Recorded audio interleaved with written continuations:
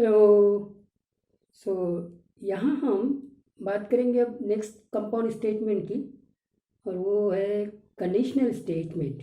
ठीक है, बहुत इम्पोर्टेंट है।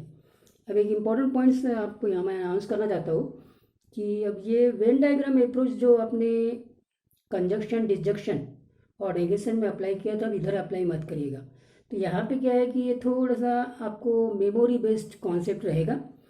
कुछ रिजल्ट्स है जो आपको मेमोराइज करने पड़ेंगे, फिर ट्रूथ टेबल भी आपको मेमोराइज करना पड़ेगा इसका।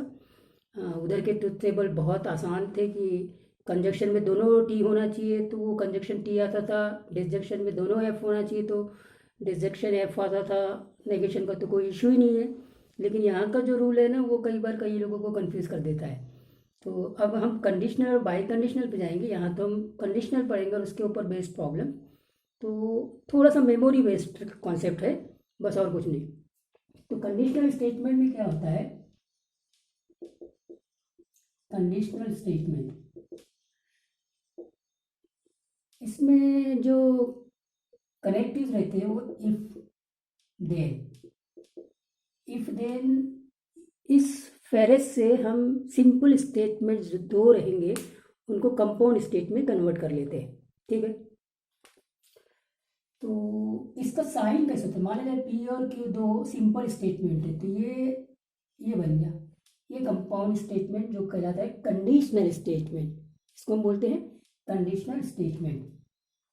ठीक है, एग्जाम्पल के तौर पे अगर मैंने पी ले लिया, x is an odd integer, ठीक है, और q ले लिया 4 डिवाइड्स एक्स स्क्वायर माइनस 1, तो p implies q, conditional statement p implies q, ये क्या बनेगा? ये बनेगा इफ डाल दिया x is a odd integer then 4 divides x square minus 1। ठीक है, if x is an odd integer then 4 divides x square minus 1।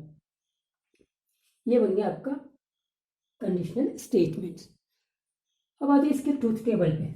तो ट्रूथ टेबल का रूल क्या है? ट्रूथ टेबल का रूल क्या है?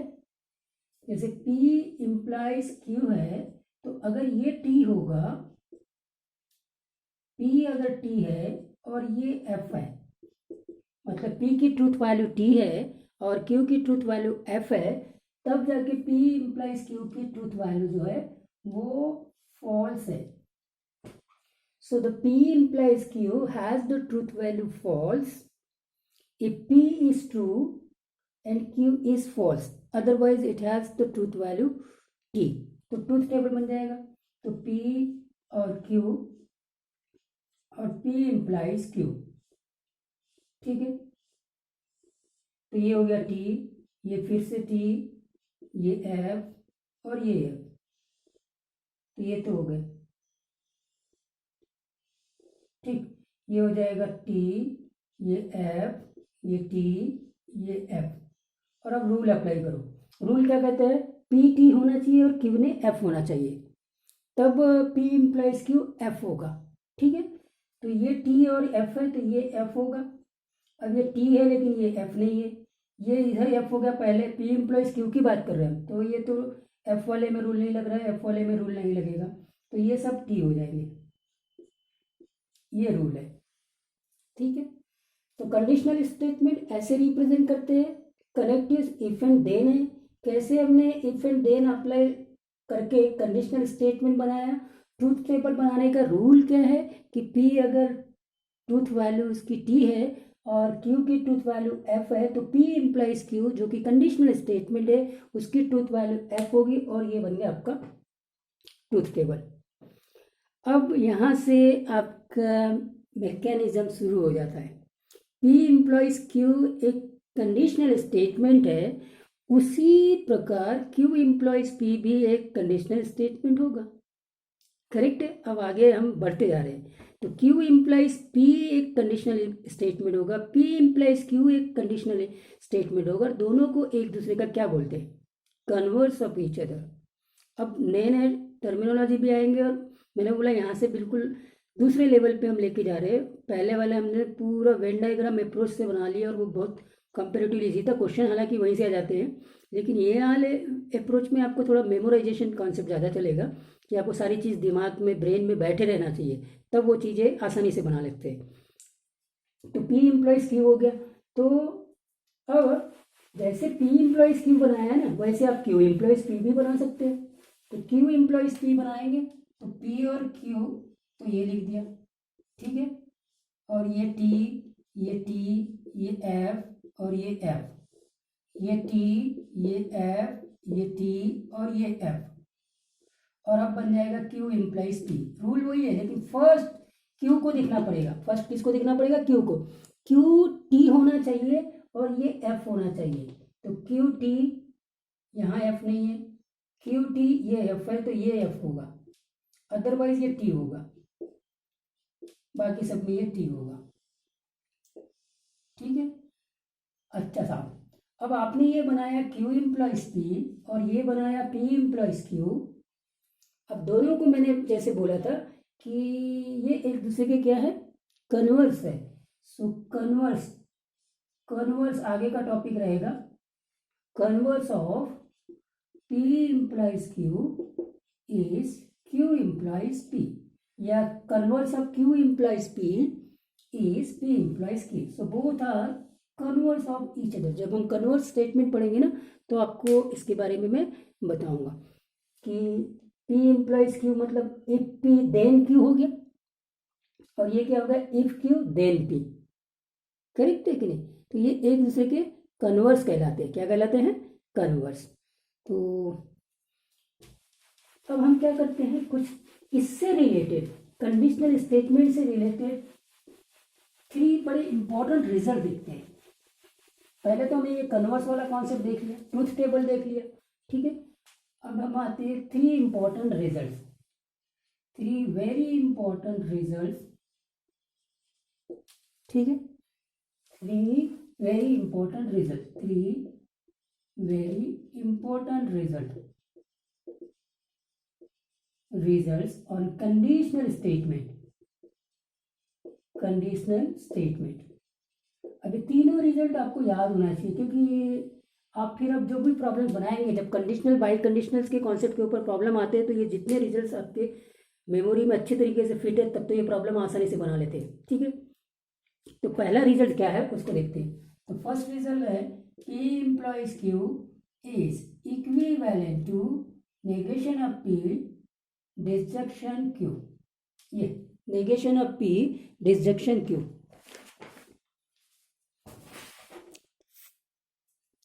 ठीक है।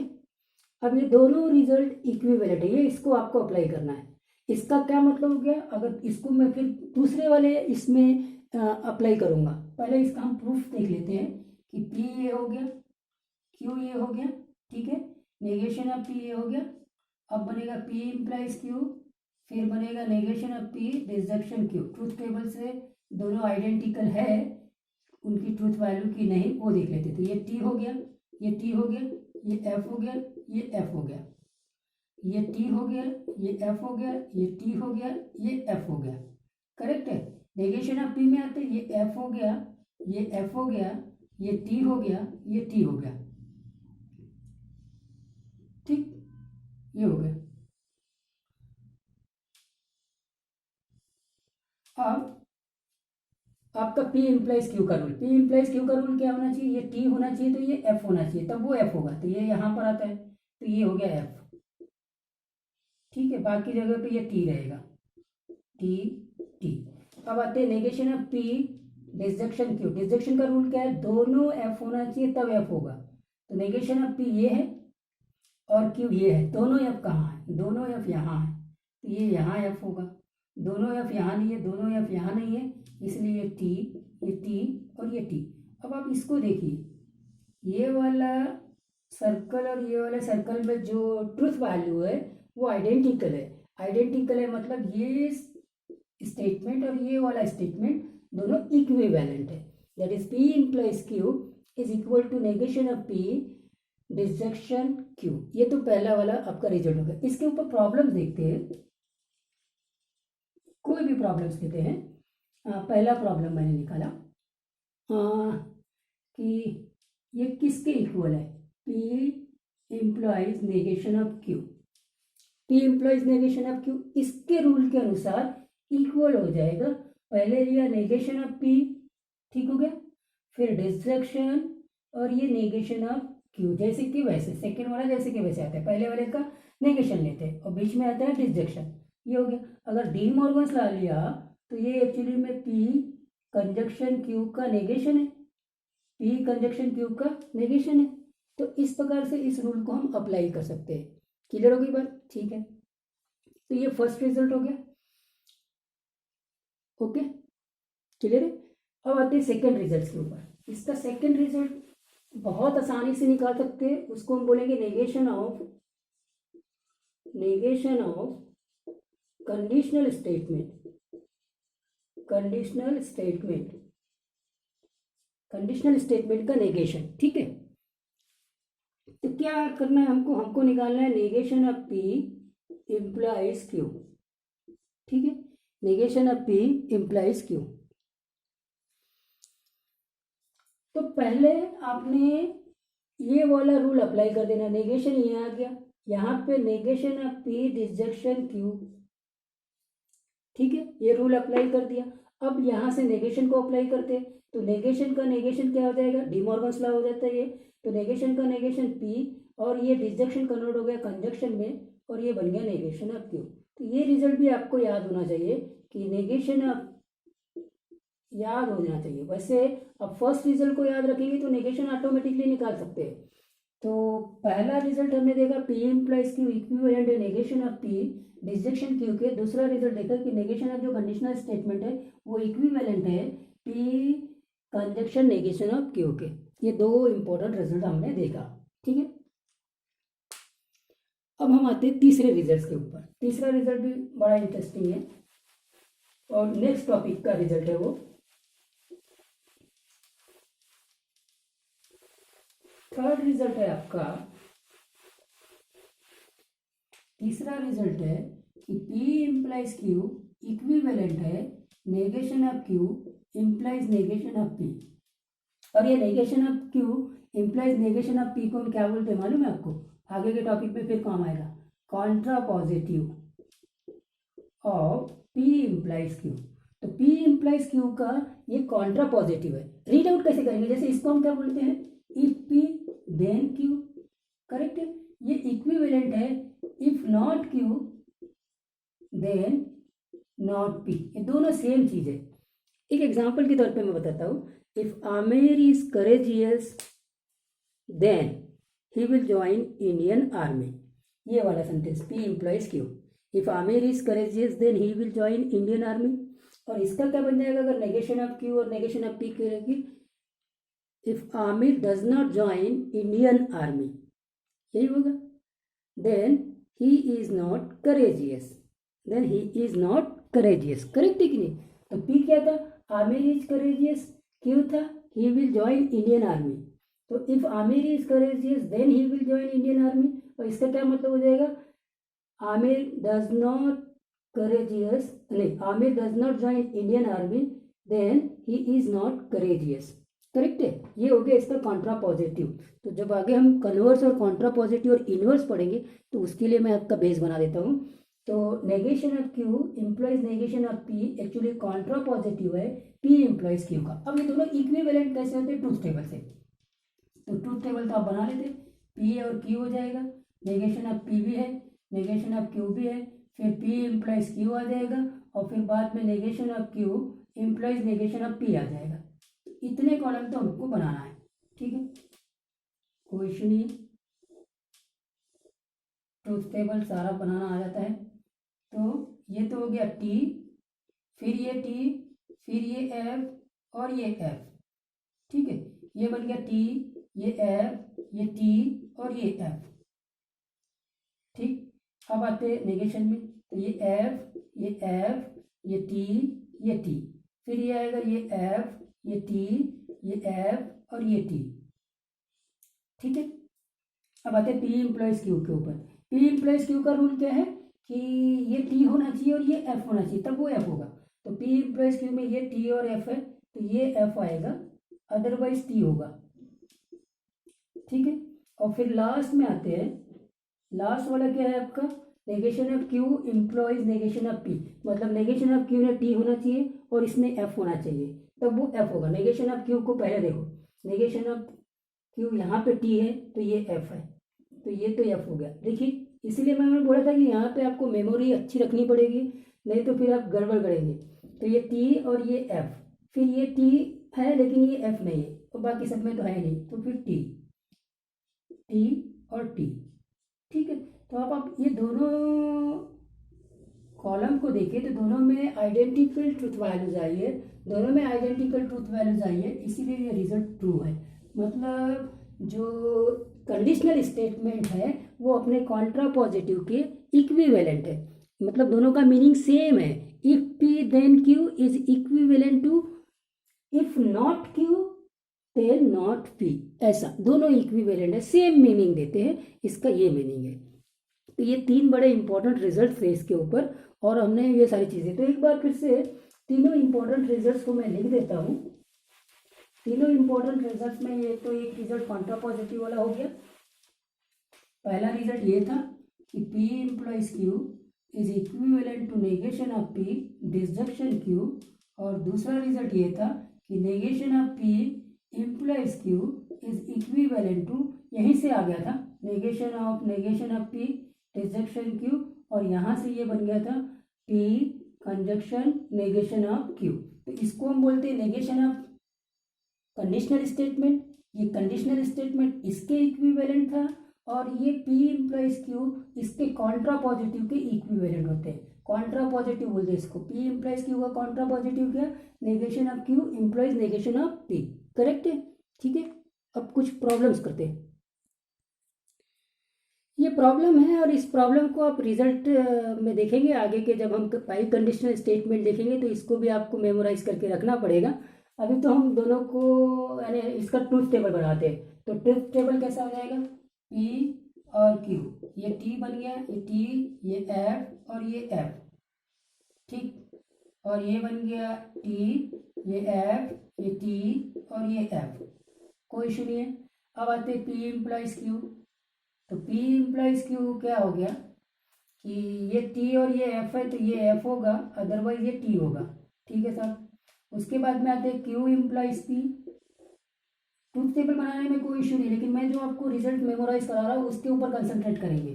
Q इम्प्लाइज P में आपको पहले Q को देखना पड़ेगा, पहले Q को देखो कि वो T कहाँ है, और उसके बाद में देखो कि P F कहाँ है। ये T तो ये F नहीं है, ये T ये F है, तो यहाँ F होगा, बाकी जगह पे फिर T होगा, T और T, ठीक है। और अब मुझे बनाना है P इम्प्लाइज Q का कंजक्शन Q इम्प्लाइज P। अब ये रिजल्ट्स, ये प्रॉब्लम मैंने क्यों डिस्कस किया है, क्योंकि ये लास्ट वाला जो रिजल्ट है ना, P implies Q conjunction Q implies P, इसको हम एक और जो कंडीशनल स्टेटमेंट आने वाला है वो बाई कंडीशनल स्टेटमेंट के इक्विवेलेंट होता है, इसीलिए इसको मैंने बताया। तो पहले तो हम इसका रूल बनाए थे, कंजक्शन का रूल, दोनों T होना चाहिए, तो ये T आ गया, ये F आ गया, ये F आ गया और ये T आ गया, ठीक है। तो ये ट्रूथ वैल्यू मिली P implies Q conjunction Q implies P। तो P implies Q conjunction Q implies P ये इक्विवेलेंट होगा बाई कंडीशनल स्टेटमेंट के। तो फिर से एक बार ये आने वाला है, जब बाई कंडीशनल स्टेटमेंट हम पढ़ेंगे तो ये वापस एक बार आएगा, लेकिन आपको मैंने पहले ही बता दिया कि ये बाई कंडीशनल स्टेटमेंट के इक्विवेलेंट होता है। तो बाई कंडीशनल स्टेटमेंट इक्विवेलेंट होता है conjunction of conditional statement, conjunction of conditional statement with its converse, इसको हम कन्वर्स ऑफ कंडीशनल स्टेटमेंट बोलते हैं। ये कन्वर्स ऑफ कंडीशनल स्टेटमेंट है, ये कंडीशनल स्टेटमेंट है। तो कंडीशनल स्टेटमेंट और इट्स कन्वर्स का कंजक्शन लेंगे तो वो बाई कंडीशनल स्टेटमेंट हो जाता है। तो अभी तक आपने देखा होगा ये सारे इसमें हमने एक चीज़ को निकाला कि ये मेमोराइज बेस्ड कॉन्सेप्ट है, तो सारे रिजल्ट्स आपको मालूम हो। तो P इम्प्लाइज Q में हमने बात किया था कि ये कंडीशनल स्टेटमेंट कहलाता है, इसमें कनेक्टिव इफ एंड देन होते हैं। ठीक है। और इसका साइन कैसे होता है, पी एरो क्यू। और इसका जो ट्रूथ टेबल होता है उसमें हमने रूल बनाया है कि P implies Q has the truth value F, P T होगा और क्यू एफ होगा, करेक्ट है। तो ये चीज़ रूल में हो गया। फिर क्यू एम्प्लॉइज पी को हम उसका कन्वर्स बोलते हैं। फिर पी, तीन इंपॉर्टेंट रिजल्ट देंगे। पी इम्प्लॉइज क्यू इक्विवेलेंट है negation of P disjunction Q के। फिर negation of P implies Q भी देखा, और फिर और देगा कि पी इम्प्लॉइज क्यू इक्विवेलेंट है इट्स कॉन्ट्रा पॉजिटिव। तो इसका कॉन्ट्रा पॉजिटिव क्या होता है, पी इम्प्लॉइज क्यू का negation of Q employees negation of P. मतलब इफ पी देन क्यू वो इक्विवेलेंट होता है, if not Q then not P के, उसको हम Contra positive of P implies Q बोलते हैं। ठीक है, तो ये सारी बातें हमने देखी। एक हाथ प्रॉब्लम और देख लेते हैं। अब ये क्वेश्चंस को देखिए, बहुत इंटरेस्टिंग क्वेश्चन है। आप ट्रूथ टेबल से बनाएंगे तो बहुत लेंदी हो सकता है, लेकिन अगर आपको रिजल्ट मालूम है तो यही इमीडिएटली बन जाएगा। If P implies negation of P disjunction Q is false then truth value of P and Q.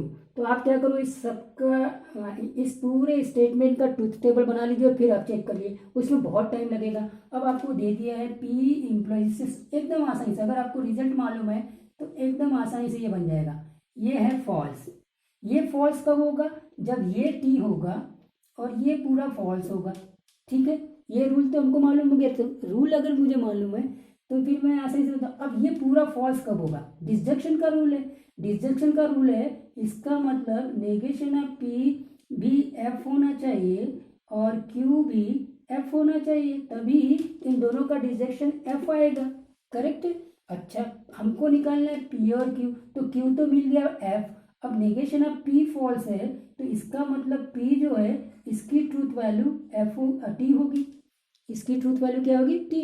Negation of P अगर एफ है तो पी होगी टी, तो पी टी होगा और क्यू एफ होगा। तो ये एकदम स्ट्रेट फॉरवर्ड आपने जो रिजल्ट अप्लाई किया है पी इम्प्लॉइज क्यू का, उससे इसको बना लिया।